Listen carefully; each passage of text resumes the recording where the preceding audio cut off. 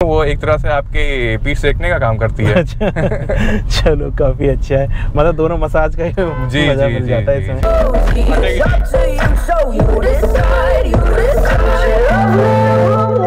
तो मैं उस समय शायद थोड़ा कम अटेंटिव था, मगर हाँ मतलब ब्रेक वगैरह लग गए थे, लग गया तो ऑटोमेटिक। दिस इज नॉट जो मेरा एक्सपेक्टेशन था उसके अकॉर्डिंग बिल्कुल नहीं है।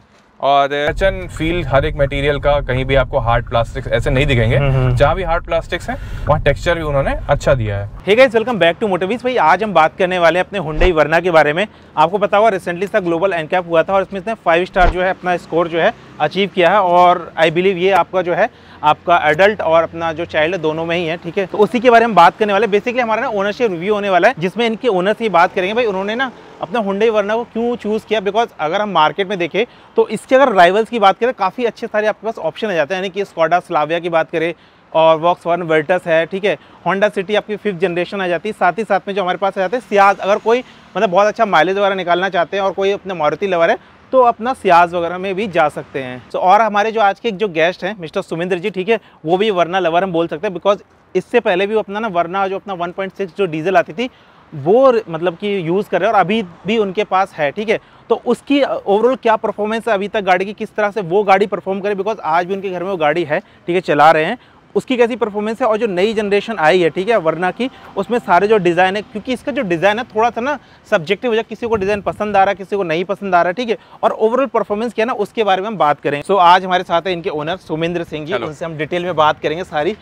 तो सुमिंद्र सर, सबसे पहले कॉन्ग्रेचुलेशन, बिकॉज अगर आज भी देखे गाड़ी नई लग रही है 15,000 चलाने के बावजूद भी कंडीशन जो है गाड़ी की एकदम टॉप नॉच एकदम है, ठीक है। तो कितना चला लिया अभी तक आपने और कब ली है गाड़ी आपने? मैंने 15,117 किलोमीटर एज ऑफ नाउ चलाया और जून 2023 की गाड़ी है ये। जून 2023 में? हाँ जी।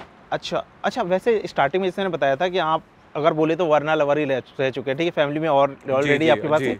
वर्ना जो है इससे पहले जो डीजल आता था 1.6 लीटर, वो 1.6 डीजल है मेरे पास, 2017 मॉडल है वो। 17। तो अभी तक कैसी चल रही है सो फार? बहुत बढ़िया। मैंने अभी तक उसको अराउंड 1 लाख प्लस चला दिया है। अच्छा। एंड मतलब वो इंजन बहुत ही अच्छा था 1.6, हालांकि बंद हो गया अब, तो डिसअपॉइंटिंग है वो।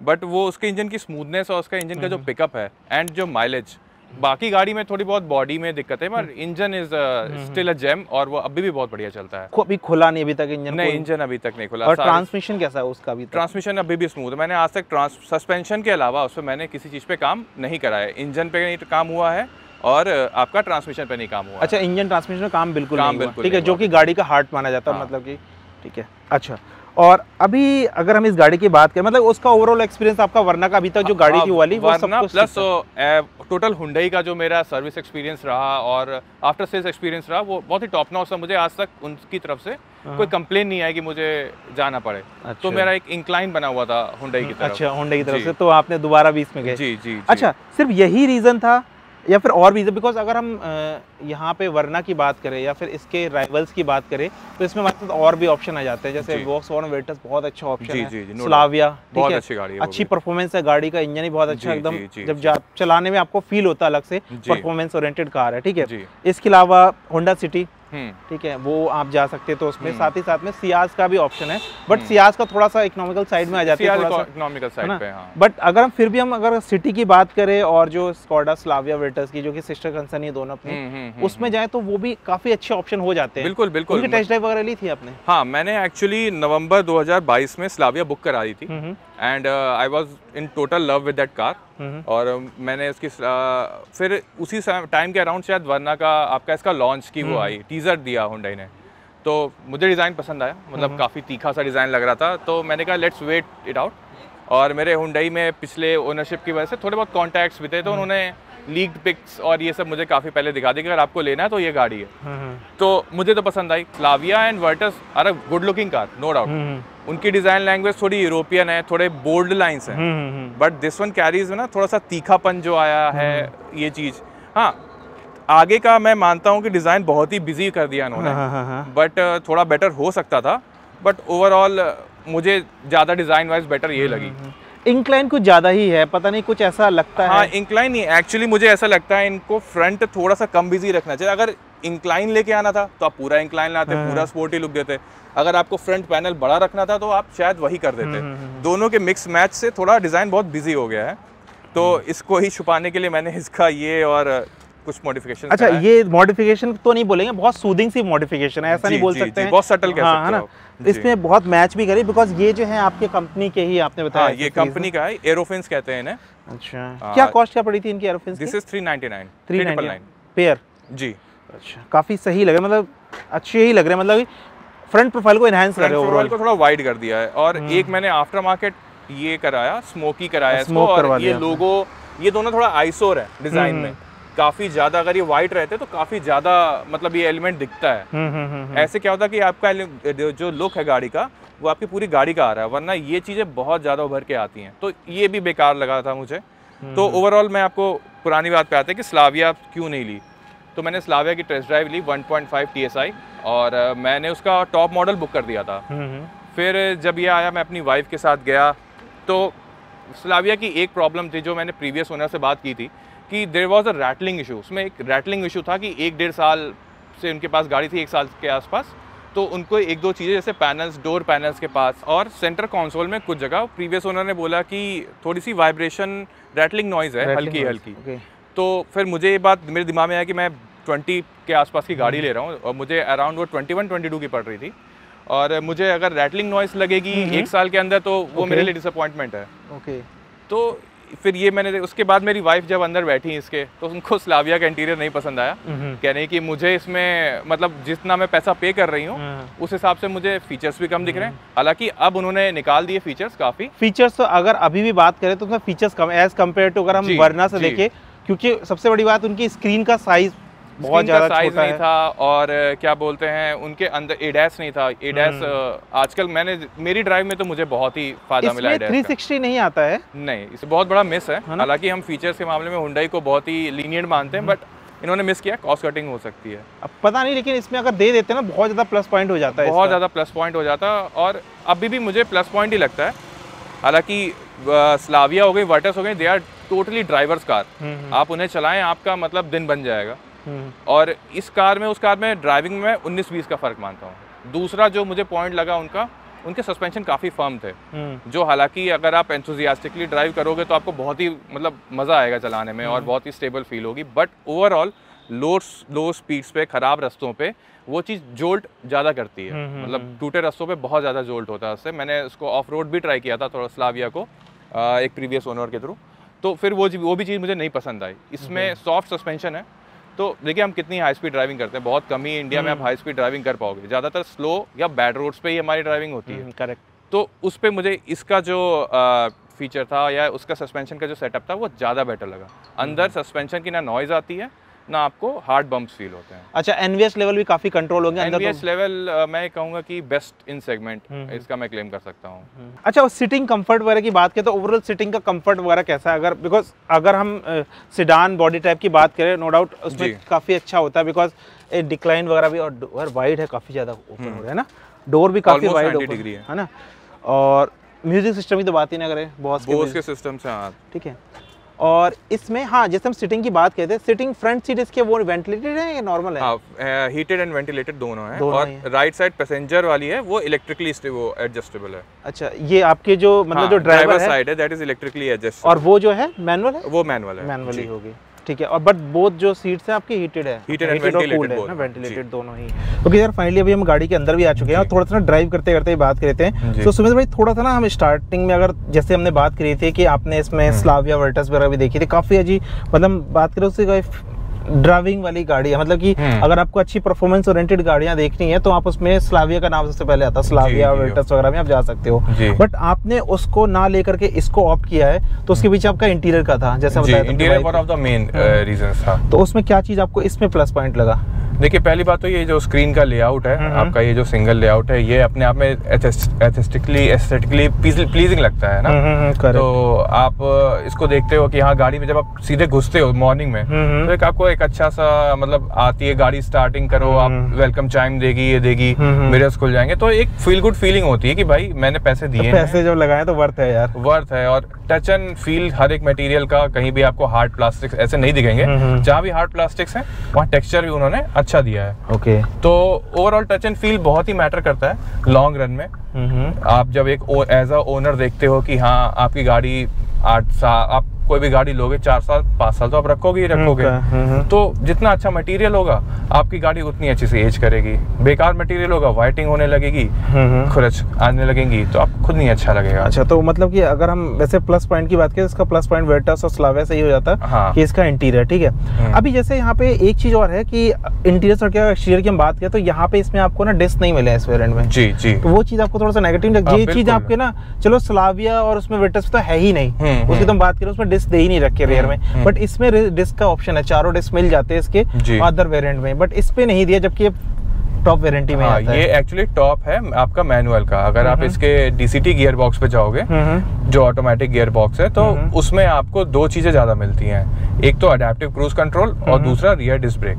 अडेप्टिव क्रूज कंट्रोल चलिए आ जाता है वो, क्योंकि वो ऑटोमेटिक ट्रांसमिशन के साथ ही होता है। बट एक बहुत बड़ा मिस है हुंडई की तरफ से कि उन्होंने अपने मैनुअल गाड़ी में, जबकि सेम पावर है, सेम ब्रेकिंग पावर भी उतनी ही होनी चाहिए अगर आपकी इंजन की हॉर्स पावर है, तो ये मिस है हुंडई की तरफ से, कह सकते हैं नेगेटिव।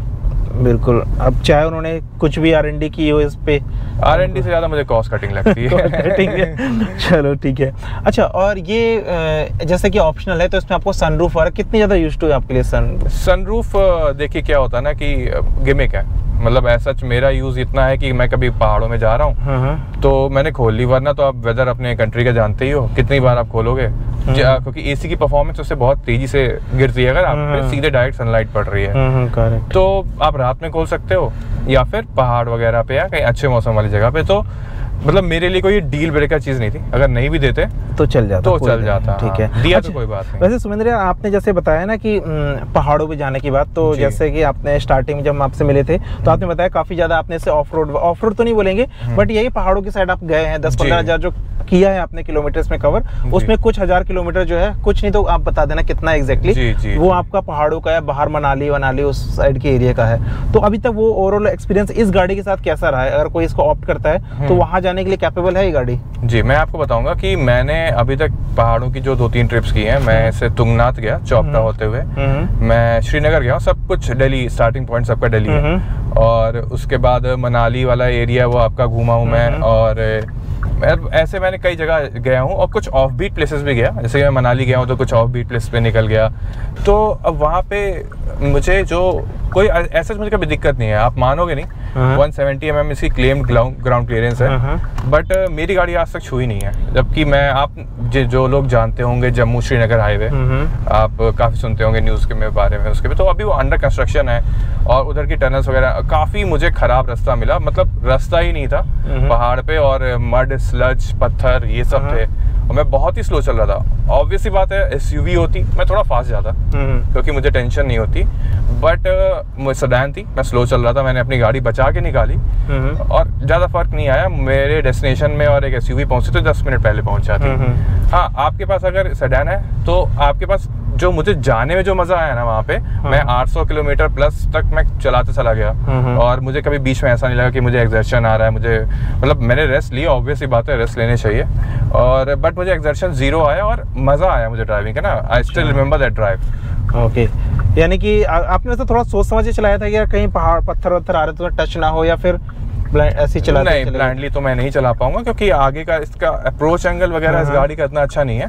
हाँ, मैं थोड़ा सा ध्यान देके चला रहा था, और मतलब मुझे SUV भी चलाने का वो है, मगर मैं कहूँगा अगर आप सेडान ले रहे हो तो ऐसा नहीं कि आप नहीं जा सकते हो पहाड़ों पे। अच्छा। बिल्कुल जाइए। और मेरी गाड़ी उस समय 3 लोगों से 3 पैसेंजर्स से तो एंड सामान था, तो थोड़ी बहुत दबी भी हुई थी। इसके बाद भी मतलब मैंने कहीं भी गाड़ी मेरी नहीं छुई, और हम बहुत हैप्पीली गए और बहुत ही हैप्पीली आ गए। अच्छा, और जैसे आपने पैच कवर की बात की, तो मतलब नो डाउट सीट्स वगैरह काफी अच्छी है, ठीक है, सेडान में कंफर्टेबल ही रहता। तो एक आपने 700-800 किलोमीटर किया है, तो उसमें बैक पेन वगैरह कभी कुछ ऐसा नहीं? बैक पेन कभी नहीं मुझे फील हुआ, और प्लस फ्रंट पैसेंजर्स के लिए तो जो हीटेड सीट है वो एक तरह से आपके पीठ सेकने का काम करती है। चलो, काफी अच्छा है, मतलब दोनों मसाज का मजा मिल जाता है इसमें। चलो ठीक है। अच्छा, ओवरऑल अगर स्टीयरिंग फीडबैक की बात करें वो कैसा है, मतलब रिस्पॉन्सिव है स्टीयरिंग रिस्पॉन्स अगर कंपेयर करें आपकी जो जर्मन ट्विन से, तो हाँ, स्टीयरिंग रिस्पॉन्स अगर हम जर्मन ट्विन से अगर कंपेयर करें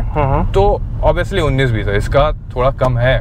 मतलब ये तो आप आउटराइट चलाओगे उन्हें और दोनों को एक साथ चलाओगे पता लग जाएगा, बट ऐसा नहीं कि हाँ इट्स अ डील ब्रेकर कि आपको बहुत दिक्कत होने वाली है या बिल्कुल प्रिसाइज नहीं है। पहले की जितनी मॉडल्स आ रही है, कार जितनी अभी आपके मार्केट में है, उनसे तो बहुत ही बेटर है इसकी स्टीयरिंग फीडबैक। और दूसरा ये है कि जब आप मोड चेंज करते हो, जैसे आप नॉर्मल मोड में चलाओ, इसमें कितने मोड्स आ जाते हैं? 3 मोड्स आते हैं इनमें, स्पोर्ट्स वगैरह होगा, इको, नॉर्मल एंड स्पोर्ट्स। अच्छा, तो जब इको और नॉर्मल मोड में स्टीयरिंग बहुत ही लाइट रहती है ना, जैसे आप सिटी में चला रहे हो उसके लिए, तो आप थोड़ा सा आराम से काटने वाटने में इजी रहेगा। बट जब स्पोर्ट्स मोड में आती है तो गाड़ी अपने आप स्टीयरिंग हार्ड हो जाती है, आपको वेट फील होने लगेगा स्टीयरिंग पे। ये अच्छा फीचर है ये। अच्छा, जैसे आपने स्पोर्ट्स वगैरह की बात की तो उसमें हम साथ में माइलेज भी देख लेते हैं। अभी ओवरऑल माइलेज क्या मिल रहा है अगर हम इकोनॉमी की बात करें, इको में और स्पोर्ट्स वगैरह? स्पोर्ट्स में तो अगर आप खींचना शुरू करें तो आप सिंगल डिजिट में पहुंच जाएंगे माइलेज में। तो ओवरऑल मैं आपको बताता हूँ, मैं यहाँ से जैसे कश्मीर गया, एक सबसे लॉन्ग जर्नी मैंने इसमें दिल्ली टू कश्मीर की है। तो ओवरऑल जो मुझे माइलेज मिला जब मैंने ट्रिप के बाद कैलकुलेट किया था, वो 12.5 से 13 के आसपास मिला था। 12.5 मतलब ओवरऑल, मतलब इसमें हाँ पूरा, इसमें आपकी हिल ड्राइविंग थी और थोड़ी बहुत मिक्स स्पोर्ट ड्राइविंग और फिर आपकी नॉर्मल ड्राइविंग। 12.5 से 13 जी। तो वो आपको लगता है मतलब डाइजेस्टेबल है? ठीक है यार। हाँ देखिए, नहीं ऐसी डाइजेस्टेबल, क्योंकि 12-13 तो कम है। हाँ, कम है, ऐसा नहीं है कि बहुत ज्यादा है, कम है। बट मैं जैसा आदमी हूँ, जैसे ये गाड़ी वो ही लेगा जिसको चलाने का एंथुजियास्टिक है, वरना तो भाई आदमी ले लेगा इसका नॉन टर्बो वर्जन। आपको अगर सियाज में चले, हाँ सियाज में आप चले जाइए, आप बाकी गाड़ियों में चले जाइए। अच्छा। तो यही माइलेज आपको स्लाविया और वर्टस में भी मिलेगा, क्योंकि ऑब्वियसली बात है टर्बो इंजन है और पेट्रोल टर्बो हमेशा ज्यादा सेंसिटिव होता है आपके थ्रॉटल इनपुट पे। अगर आप दाबोगे तो पेट्रोल पीना शुरू कर देगा, परफॉर्मेंस देगा मगर पेट्रोल पीना शुरू कर देगा वो। और इसके अलावा अभी अगर जैसे अपने 16,000 के आसपास चला ले, काफी अच्छा है, मतलब कि इतने तो गाड़ी का पूरा बिहेवियर का सब चीज पता चल जाता है। गाड़ी में कहीं रेटलिंग नॉइज भी है कि नहीं, वो तक पता चल जाती है। ठीक है, आप प्रैक्टिकली बैठे हो, अगर आपको कोई रेटलिंग नॉइज आ रही है कुछ भी नहीं पता चल रहा है। कैबिन भी ठीक है, एनवीएच भी कंट्रोल है काफी ज्यादा।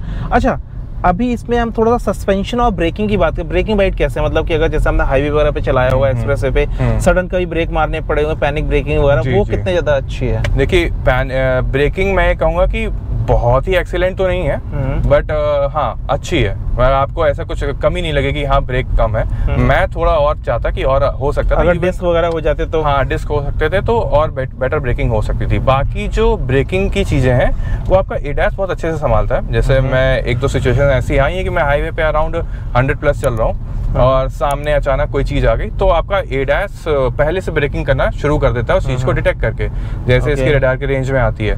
तो उस चीज ने काफी लाइफ सेविंग चीज लगी मुझे, और एक बार दो बार ऐसे बार इंसिडेंट हुआ है। तो जब इसका पूरे ब्रेकिंग के में अगर आप एडास को भी देखेंगे तो आपको लगेगा कि हाँ ये चीज एडास वर्थ इट चीज है आपकी सेफ्टी को।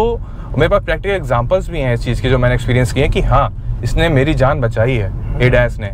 हो सकता हूँ मैं उस समय शायद थोड़ा कम अटेंटिव था, मगर हाँ मतलब ब्रेक वगैरह लग गए थे, लग गए थे, ऑटोमेटिक ब्रेक्स लग गए, मतलब आपसे पहले गाड़ी ने रिस्पॉन्स कर दिया। हाँ गाड़ी ने रिस्पॉन्स कर दिया और बीप होने लगी गाड़ी की, कोलिजन वार्निंग आने लगती है, और आप अगर ना भी चाहें तो आपका ध्यान चला जाएगा रोड पे। बिल्कुल सही। अच्छा, इसमें लेवल 1 मिलता है, लेवल 2 मिलता है? लेवल 2 है, लेवल 2 है ना जी। तो लेवल 2 में तो अडेप्टिव देना चाहिए था इनको, है ना? हाँ, ये एक मिस है। खैर मैनुअल ट्रांसमिशन में अडेप्टिव क्रूज कंट्रोल डालना ये अपने आप में एक बहुत बड़ा इंजीनियरिंग फीट है। हाँ, थोड़ा सा कॉस्ट के हिसाब से मुझे लगता है इन्होंने R&D नहीं किया है इस चीज का।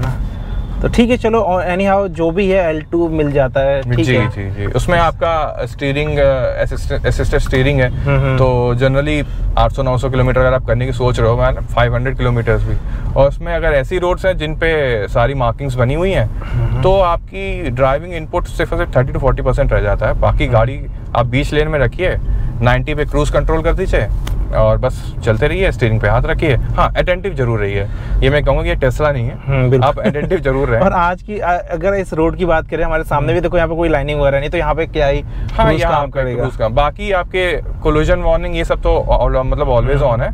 हाँ मार्किंग्स नहीं है तो फिर एडास बेकार है, एडास वगैरह काम का जी।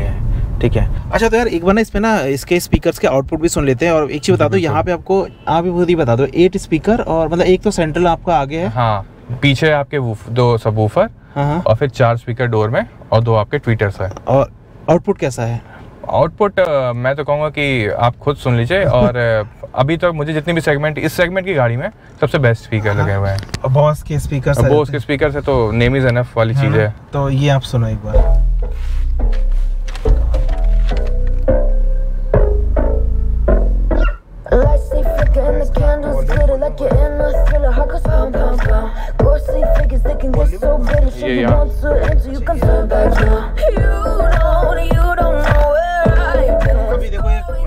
क्या मैं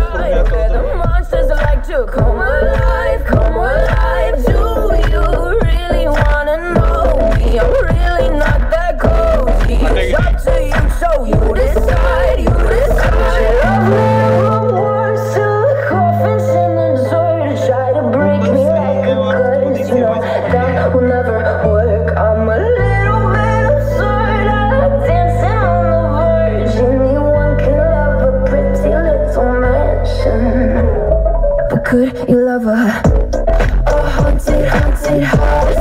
Or could you love me now? A haunted, haunted house. मतलब कि ऐसा है कि सूदिंग सी वॉइस है, सूदिंग भी बोलेंगे, मतलब कि वोकल सारे पता चल रहे हैं जी। और ना बेस पता चल रहा है, बेस क्लियर है और वोकल्स आपके क्लियर है ना, काफी मतलब कि ऐसे अनोइंग सी नहीं लग रही, बहुत ज्यादा हो जाती है ना तो चुभते से कानों में वैसा कुछ नहीं मतलब लगता है कि इन्होंने बोस ने अपना मतलब इसमें लगा रखा है। मैंने बोस के स्पीकर्स मेरे घर पे भी हैं तो मुझे ऑलमोस्ट कंपेरेबल लगते हैं, ऐसा नहीं कि इन्होंने सिर्फ ब्रांडिंग की है। हाँ, ये बात तो सही है। ओके सुमेंद्र भाई, अब फाइनली एक क्वेश्चन आपसे पूछूंगा कि अगर किसी का बजट, दो क्वेश्चन बेसिकली पूछूंगा। एक तो इसमें क्योंकि आपने बहुत सारे पॉजिटिव तो बता ही दिए मुझे, ठीक है, पॉजिटिव नो डाउट, अगर आपने 20 लाख खर्च करे तो पॉजिटिव देख के सारी चीजें जो आपने रिसर्च करने के बाद भी, बट फिर भी होता है ना यार कि हमने 20 लाख रुपए लगाए, 18-20 लाख रुपए, कितना ऑन रोड पड़ा था? मुझे पड़ी है 19 के आसपास। 19 के आसपास। 19 लाख लगाने के बाद बंदे को थोड़ा सा एक्सपेक्टेशन होती है यार इस प्राइस में थोड़ा ये चीज़ और मिल जाती है तो और ज़्यादा बेटर होता है, ठीक है, वो चीज़ आपको लगता है इस प्राइस में थोड़ी सी ये चीज़ और मिल जाती। सेकंड, अगर आपकी फैमिली और फ्रेंड में अगर कोई सजेस्ट कर मतलब सर्च कर रहा है कार, वो आपसे पूछते हैं, ऑलरेडी आप वरना ओनर हैं, ठीक है, आपने पुरानी भी चलाई है, क्या वरना में जाना चाहिए कि स्कोडा स्लाविया वर्टस ले लूँ या फिर सिटी में जाना चाहिए, तो उसमें आप इसको गुड टू गो प्रोडक्ट बोलते हो तो उसके क्या पॉजिटिव वगैरह या फिर क्या सोचना चाहिए? तो जैसे आपके दो क्वेश्चन थे, तो पहले क्वेश्चन का आंसर मैं आपको कहूँगा जो नेगेटिव पॉइंट्स मुझे लगे। फर्स्ट ऑफ ऑल, गाड़ी के हेडलाइट थ्रो की तरफ आते हैं। दिस इज नॉट जो मेरा एक्सपेक्टेशन था उसके अकॉर्डिंग बिल्कुल नहीं है। और रेनी सीजन्स में और फॉग सिटी ड्राइव के लिए तो ऑलमोस्ट ठीक है। City drive even clear day पे आप हाईवे पे नाइट में भी चल सकते हो, कोई इशू नहीं है। बट जहाँ अगर थोड़ी विजिबिलिटी कम होना शुरू होती है आपको दिक्कत आने लगेगी, आपको बाहर से ऑक्सिलरी लाइट लगवानी पड़ेगी। तो वो आफ्टर मार्केट्स में काम आपको तो लगता है कि जरूरत इतना पैसा लगाने के बाद अगर मुझे ये मिल रहा है तो ये दिक्कत वाली बात है। दूसरा दिक्कत वाली बात है कि आपने सारी तरफ सेंसर तो दे दिए हैं, कैमरा भी दे देना चाहिए था आपको। 360 अच्छी खासी लंबी गाड़ी है, 360 डिग्री कैमरा मस्त था इस गाड़ी में, वो तो होना ही चाहिए था। फिर है आपका जैसे कि पीछे वाला डिस्क है, वो मुझे इतनी पावर गाड़ी में मुझे वो चारों डिस्क चाहिए ही चाहिए। पुरानी गाड़ियों में आते थे 140 हॉर्स पावर होती, तो ये तो 160 हॉर्स पावर है, तो ये आपको देने ही देने चाहिए थे। तो ये तीन मेजर पॉइंट्स मुझे ऐसे लगते हैं कि हाँ, जो मेरी अपनी रनिंग में आए कि ये नेगेटिव पॉइंट्स हैं। ओके, तो ये आपके कुछ हो जाते हैं कुछ जिसमें मतलब कि ऐसे मेजर चीजें जो इसमें होने ही चाहिए थे। हाँ, ये तो है थोड़ा इस प्राइस रेंज की बात करें तो प्राइस रेंज काफी अच्छा खासा है, 15 प्लस के प्राइस रेंज की है और नॉर्मल आदमी के हिसाब से महंगी गाड़ियों में से आती है। बिल्कुल बिल्कुल। तो उसमें ये चीज तो मतलब बिल्कुल सोचनी नहीं चाहिए थी इनको, लाइट हमेशा अच्छी देनी चाहिए थी। तो डिस्क ब्रेक वगैरह भी मिल जाते, डिस्क ब्रेक भी मिलना चाहिए था। तो ये चीज नेगेटिव पॉइंट है, इन्होंने कॉस्ट कटिंग की है, वो अच्छी चीज नहीं है। अच्छा, जो हमारा जो सेकंड क्वेश्चन था, अगर कोई आपसे पूछता है कि यार इस प्राइस रेंज में 20 लाख के अंदर में, क्योंकि वर्टस का भी वॉक्सवैगन और आपका सिटी 5th जनरेशन भी आ जाती है, तो उसमें आप क्या बोलोगे इसका गुड टू गो प्रोडक्ट के लिए? देखिए, मैं आपकी जो चार आपने गाड़ियाँ बताई थी, Ciaz, city, Virtus, VW twin, क्योंकि यही मार्केट में ऑप्शन रह जाते हैं। सी सेगमेंट सेडान में आपके पास यही ऑप्शन है। सियाज टोटल इकोनॉमी बेस्ड गाड़ी है, अगर आपको कंफर्ट और हर चीज़ में थोड़ा थोड़ा आप अपने को कॉम्प्रोमाइज कर सकते हो, बस आपको रनिंग बहुत अच्छी चाहिए, रनिंग जो माइलेज है, तो आप सियाज की तरफ जाएं। बाकी कुछ ऐसा उसमें स्टैंड आउट फीचर नहीं है कि आप उसकी तरफ जाएं। इवन ये जितने आपके हाईवे वगैरह पे चलाने में जितने स्टेबिलिटी इसमें पता चलती है, वो थोड़ा सा ना झूल जाती है ऐसा। जी, और इवन रैटलिंग और बिल्ड क्वालिटी इशूज़ भी खैर आपको मारुति की जो सबको पता है। दूसरा हम आते हैं सिटी पे। City is an excellent car, अंदर का कंफर्ट मे बी इससे सीटें ज़्यादा बेटर हैं उसकी ना, और बाकी चीज़ें भी मुझे अच्छी लगी। टायर साइज थोड़ा छोटा है उसका, और दूसरा जो मैंने सिटी रिजेक्ट करने का रीज़न था वो था पावर कम है काफ़ी। अच्छा, मतलब iVTEC इंजन बहुत ही अच्छा इंजन माना जाता है, बट उन्होंने टर्बो डालना था उसमें, एक टर्बो इंजन उनको ऑप्शन देना चाहिए था, तो वो चीज़ मुझे पावर की कमी लगी उसमें, तो मैंने सिटी इसीलिए तुरंत आउटराइट रिजेक्ट कर दी। अब पावर की बात आई तो आपका वर्टस तो अब आते हैं पावर पे। हालांकि वर्टस के भी 1.0 और इसके भी 1.5 नॉन नेचुरल एस्पिरेटेड आता है। तो अब उस गाड़ी में ये गाड़ियाँ दोनों वर्टस आपकी हो गई VW 19-20 है, स्लाविया एंड मैंने आपको बताया मैं स्लाविया बुक करा चुका था।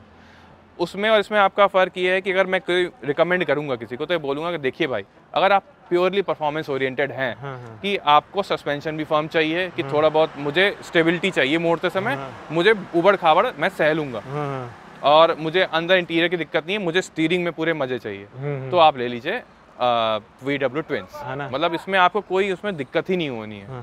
अगर आप फैमिली है, कुछ आपको कंफर्ट चाहिए, तो ये कह सकते हैं सिटी और आपके VW ट्विंस के बीच का प्रोडक्ट है।